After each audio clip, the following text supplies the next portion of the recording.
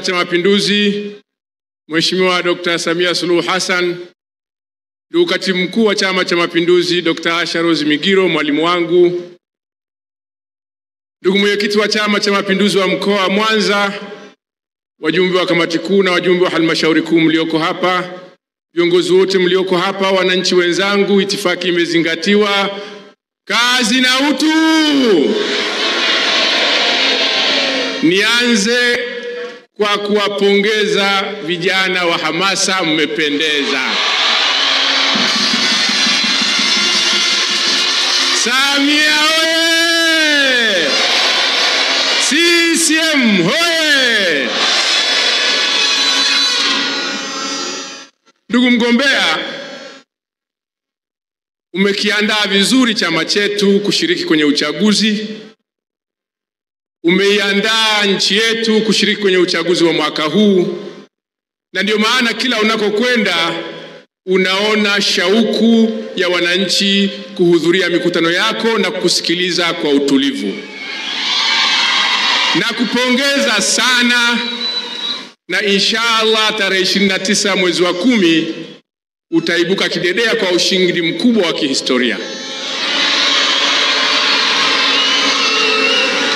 Sasa nina mambo ya maana ya kuzungumza hapa, na sisi tumepewa maelekezo na katibu mkuu tusitoke ndani ya mada.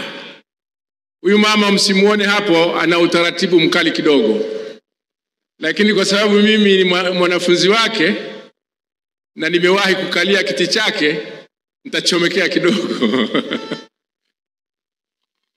Kwanza, uchaguzi wa mwaka huu ndani ya chama una ushindani mkali sana, tunashindanishana. Na katibu mkuu baada ya kubaini hivyo akaona tunatambiana, akasema sasa muda wa kutambiana hakuna, mimi nasubiri matokeo, tukifanya tathmini tutasema nani awe wa kwanza, nani amekuwa wa mwisho. Na mimi natii hilo. Na Mwanza wakisema wataongoza, siwezi kubishana nao kwa sababu kubwa 3. La kwanza, mimi nimewahi kuwa mlezi hapa nikiwa katibu mkuu wa chama. Na Mwanza niliyoiacha nikiwa mlezi ni ile ile, haijabadilika. Na baada ya mimi makatibu wakuu wote waliofuata wamekuwa walezi hapa. Na nadhani katibu mkuu mpya atashawishika naye kuwa mlezi hapa. Hutajilaumu kuwa mlezi hapa. Hiyo sababu ya kwanza, sina mashaka na ushindi wa Mwanza. Na hata mkituzidi sisi kanda ya kati sitashangaa, lakini nimejiandaa kuwashinda kwa sababu nina uzoefu zaidi kuliko nyie.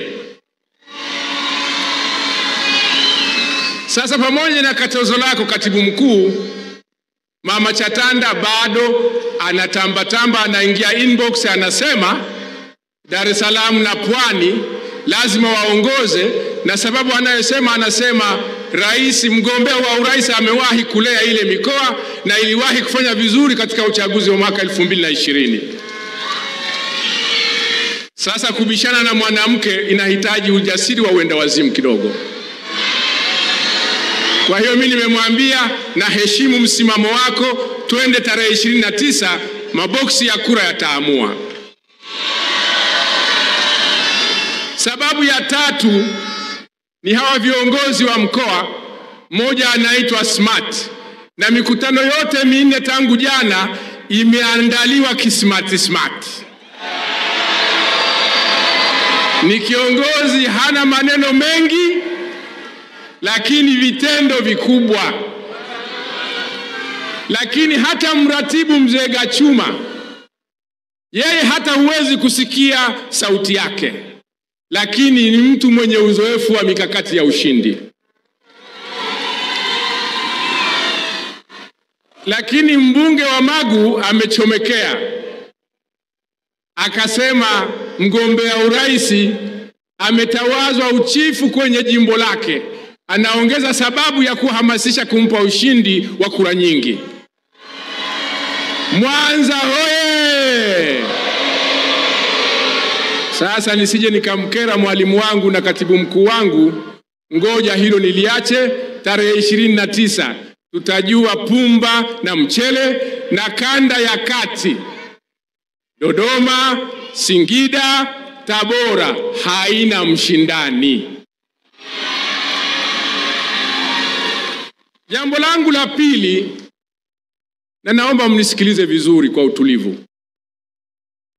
Nataka kuongelea kidogo uwezo wa kiuongozi wa mgombea wetu wa urais. Nasikia maneno hasa kutoka kwa vijana kana kwamba kuna wasiwasi hivi, na wahakikishia huyu kiongozi wetu ambaye anaomba ridhaa tena amekutana na majaribu, ameshajaribiwa na ameshinda majaribu. Kwa hiyo tuna uhakika tutavuka salama.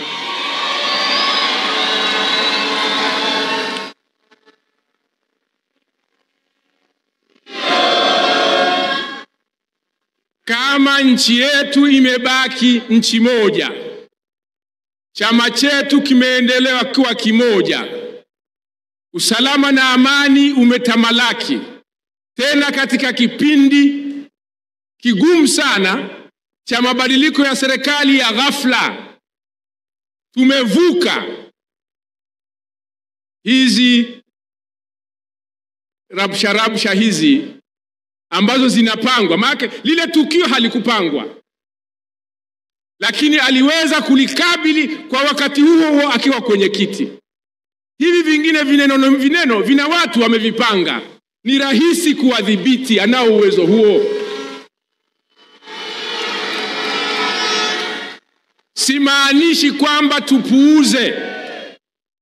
Simaanishi kwamba tupuuze majaribio ya kutikisa amani ya nchi yetu hata kidogo.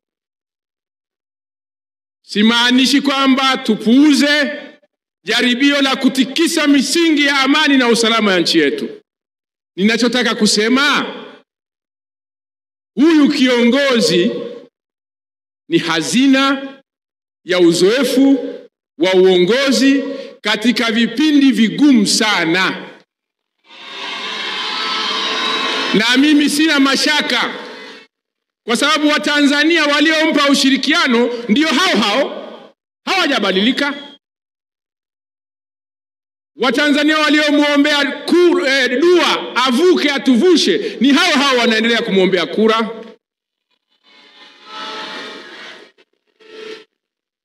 Watanzania ambao wanatangaza kazi njema aliyoifanya kwa miaka 4.5 ni hao ambao anawaongoza. Sasa Watanzania wa kuvunja amani watatoka wapi? Tusipuuze, lakini tusiendekeze mambo ambayo yanaweza yakatutoa katika mstari wa kujenga taifa letu.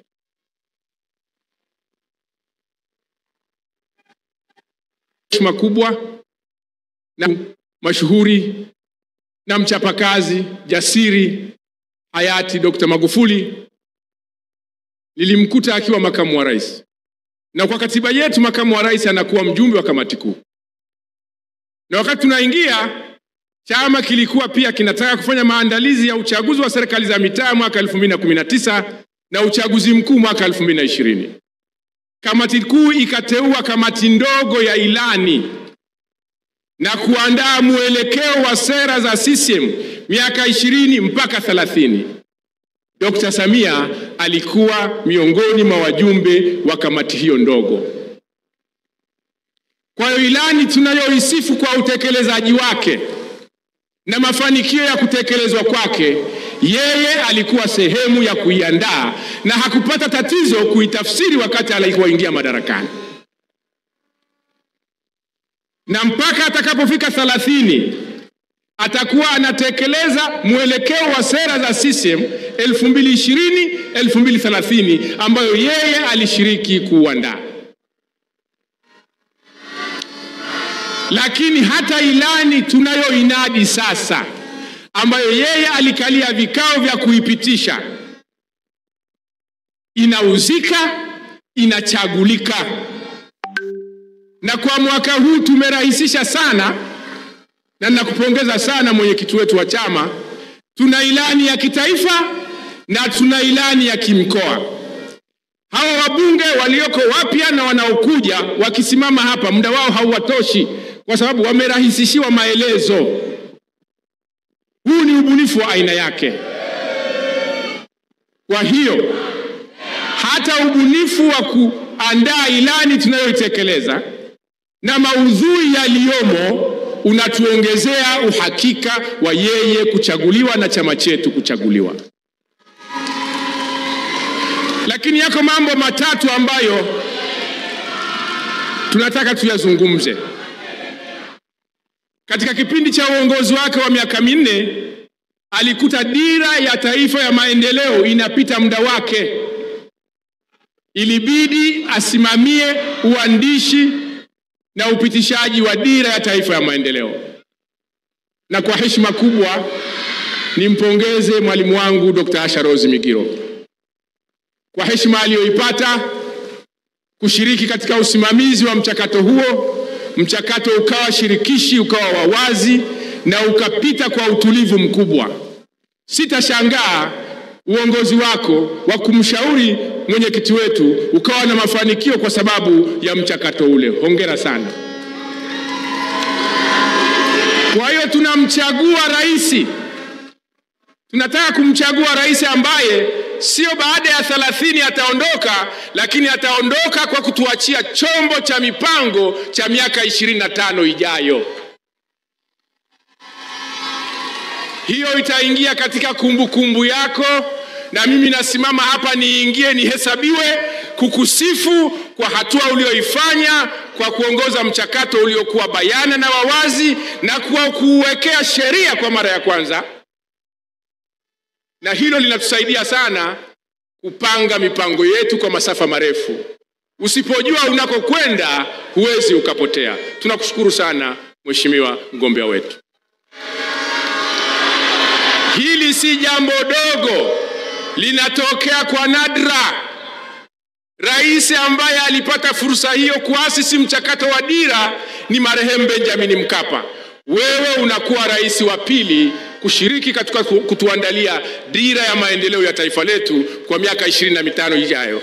Hata ukiwa kizimkazi, bado alama yako, akili yako, utashi wako utakuwa unakumbukwa kupitia mchakato huo na dira hiyo. Hongera sana mgombea wetu.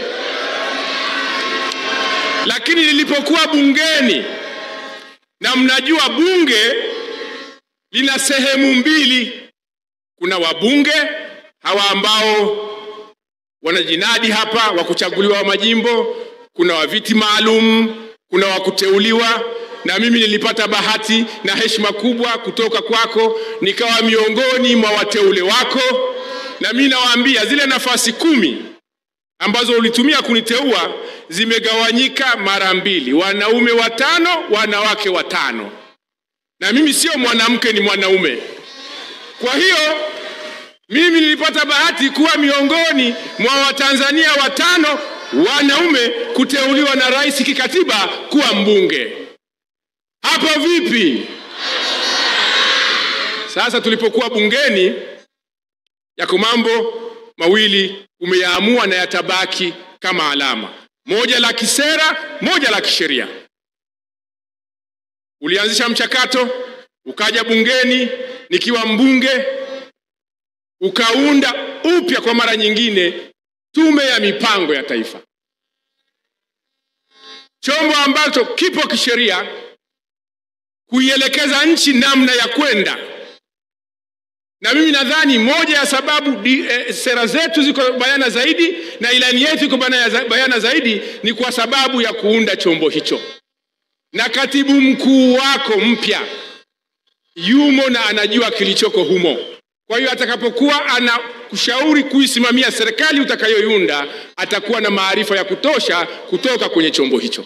Hicho ni chombo muhimu sana kuliko hata mabarabara tunayoyajenga, kwa sababu ndio kinachotuongoza tujenge barabara wapi, kwa sababu gani, kwa urefu gani, kwa manufaa gani. Hili nalo hata ukistaafu litabaki kama kumbukumbu yetu kwa urais wako. Lakini sekta ya maji ambayo nampongeza sana Waziri Aweso, kijana machachari sana, na katika hili mimi nina matumaini sana na vijana. Naposikia watu wanazungumza vijana watavunja nchi, siwaelewi. Hawa vijana wa Tanzania hawawezi kuvunja nchi yao. Kijana huyu Aweso mimi nimemfahamu zaidi kwa sababu ndani ya miaka 4 ya ubunge wangu wa kuteuliwa nilikuwa kwenye kamati ya maji. Najua uchapakazi wake, najua ukali wake, na mimi napenda watu wakali sana, kwa sababu wakati mwingine usipokuwa mkali mambo hayaendi. Ulipomwambia ukinizingua nitakuzingua, hiyo habari ikaenea kwenye wizara, na waliomzingua aliwazingua. Na jana nilipokuwa namsikiliza Sengerema, niliongeza imani kwa vijana na nikawa na matumaini kwamba kesho ya Tanzania ni njema sana. Sasa liko jambo ambalo umelipendekeza na liko kwenye ilani kwa mara ya kwanza, kuunda na kuanzisha kitu kinachoitwa gridi ya maji ya taifa. Nyinyi mmeshaanza kuona matokeo yake kwa kunufaika na vyanzo vikubwa vya maji, hasa ziwa la Victoria. Lakini gridi ya taifa ya maji maana yake ni vyanzo vyote vya nchi yetu kwenye ardhi yetu vikubwa viunganishwe. Unaweza ukapata maji ya ziwa Victoria yakakutana na maji ya mto Ruvu, yakakutana na maji ya mto Ruvuma, yakakutana na maji ya mto Malagarasi, yakakutana na maji ya ziwa Tanganyika na maziwa yote. Maana yake tunaposema tunakwenda kutoa huduma ya maji kwa kila mtu, na maji ni uhai, huo mpango unatekelezeka na ni ubunifu wa hali ya juu sana. Tunakushukuru sana mgombea wetu. Sasa nilikuwa nazungumza mambo ya jumla, nimalizie kwa mambo mahususi na kwa kufuata maelekezo ya katibu mkuu. Hapa Mwanza na mikoa yote ya jirani,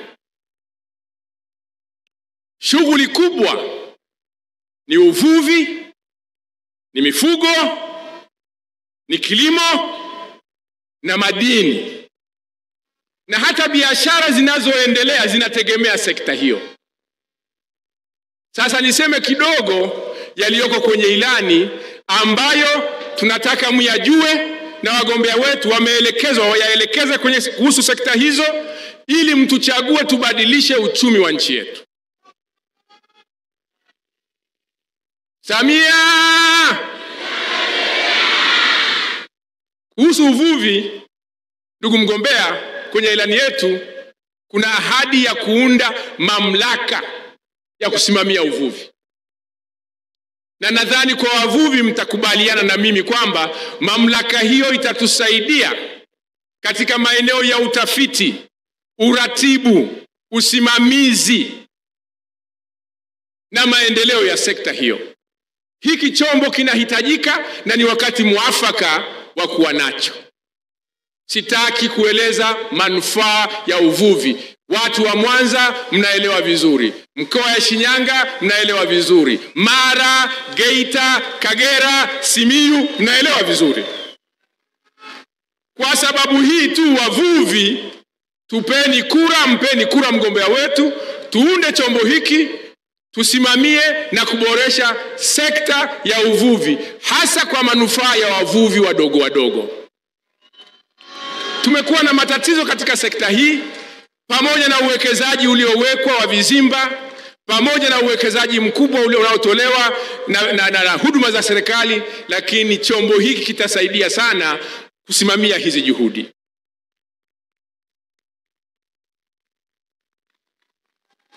Kuhusu kilimo, sitaki kurejea mazungumzo yako ya jana ulipokuwa Sengerema, lakini nataka kugusia maeneo mengine mawili muhimu.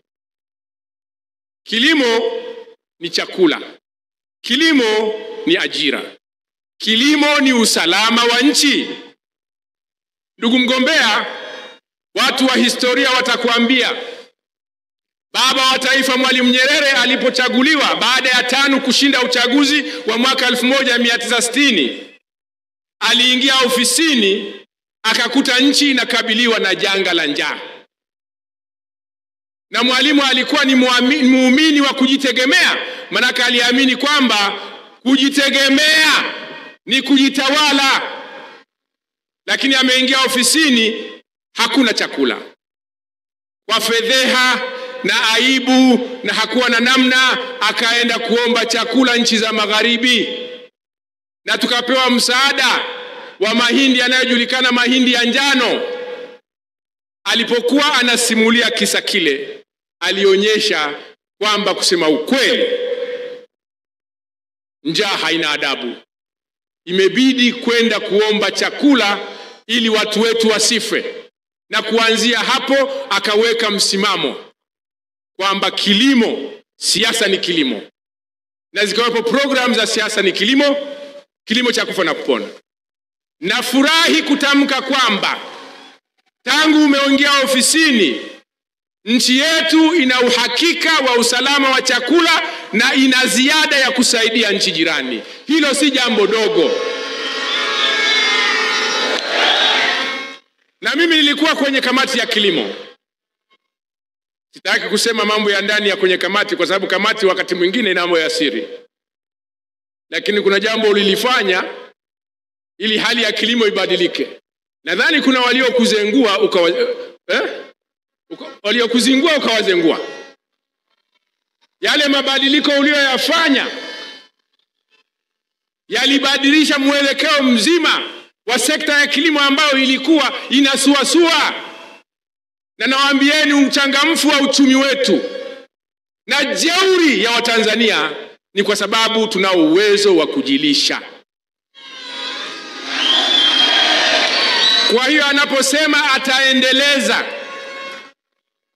miradi ya umwagiliaji, mipango ya ruzuku ya mbegu, mipango ya kutafuta masoko, anamaanisha anataka kuimarisha nchi kiusalama.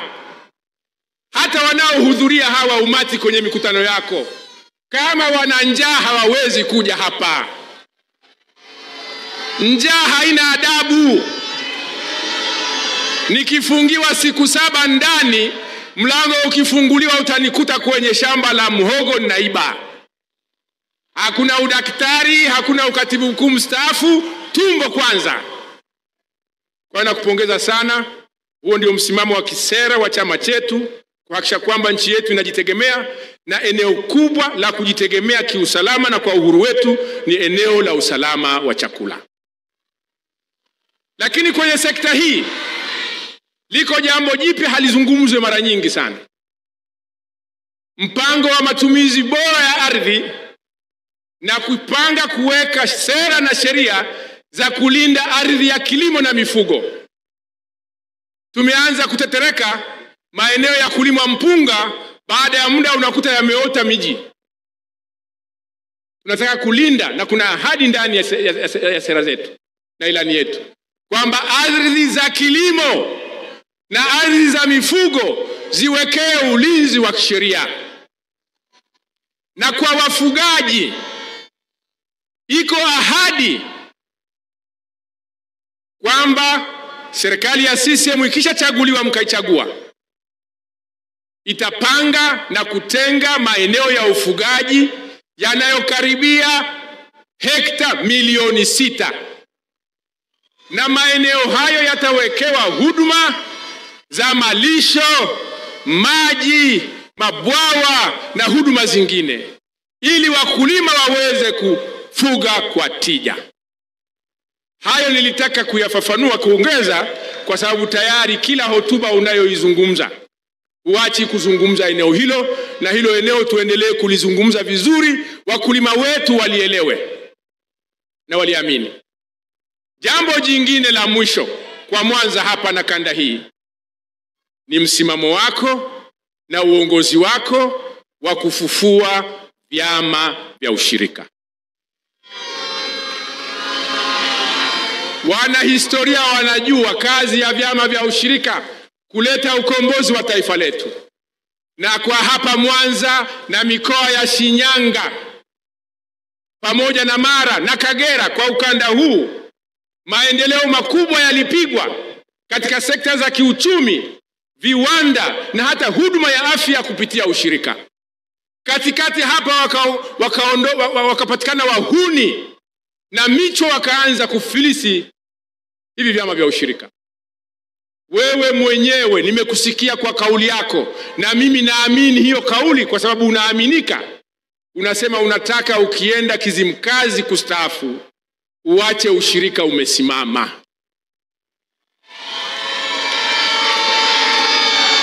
Na kwa muda mfupi imeanzishwa benki ya ushirika, kwa muda mfupi mifumo na miundo inaanza kutengenezwa, na mimi nina hakika maendeleo ya kilimo, maendeleo ya mifugo, maendeleo ya sekta za fedha kwa watu wadogo wadogo ni kujiunga pamoja katika vyama vya ushirika. Na kupongeza sana katika hilo, na tunatumia ahadi hiyo kwenye ilani kukuombea kura. Wangapi mtampa kura Dr. Samia Suluhu Hassan?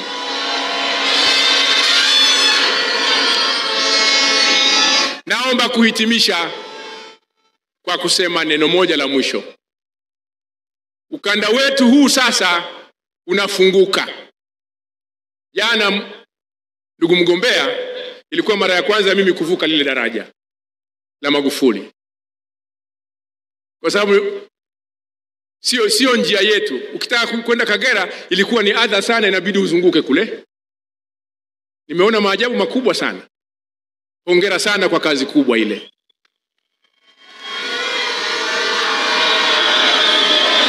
Lile daraja likifunguka na madaraja kibao yanayofunguka, mimi katika mkoa wangu unajenga madaraja karibu 7.